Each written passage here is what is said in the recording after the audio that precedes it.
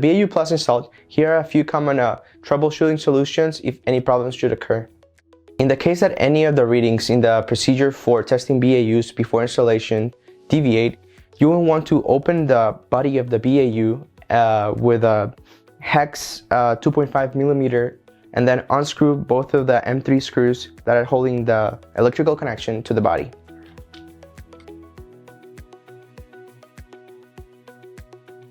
Once the electrical connection is disconnected, you're gonna see the pin terminals. There's gonna be 4 wires landed to the pin terminals. There's gonna be a white wire, a black wire, a red wire, and a green wire.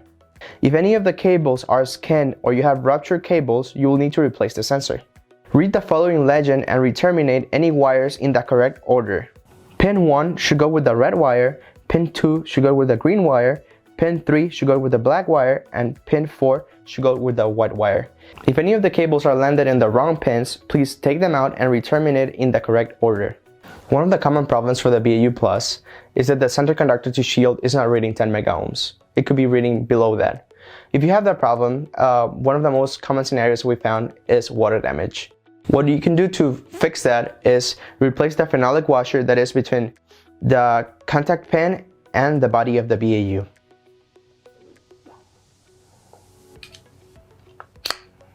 You're gonna have to untighten the screw that is holding those two together till it comes off. If this phenolic washer is wet, it's gonna cause bad readings. What you're gonna do is replace it with a new one. Once the washer has been replaced, you can apply the silicone compound and put the BAU back into service. After this, you can recheck your measurements and see if you have a working BAU. These are some common problems we have encountered in the field. If you come across any additional problems, please contact technical support at Dynamic Ratings. Thank you for watching, and please subscribe to see more videos.